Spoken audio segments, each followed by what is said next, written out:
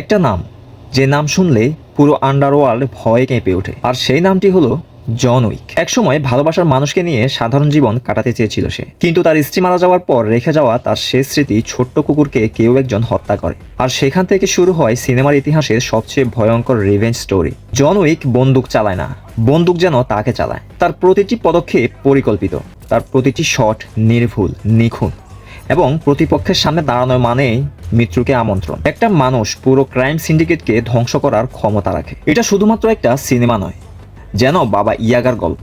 বাবা ইয়াগা হচ্ছেন রাশিয়ান এবং ইউরোপীয় লোককথার একটা চরিত্র। সেটা নিয়ে অন্য একদিন বলবো। চ্যাপ্টার 1 থেকে 4 পর্যন্ত প্রতিটি সিনেমাই অ্যাকশন, স্টান্ট আর ভিজুয়াল দিয়ে এক অন্য লেভেলে তৈরি করেছে। আর সবচেয়ে বড় কথা হলো, জন উইক কখনো পিছু হটে না।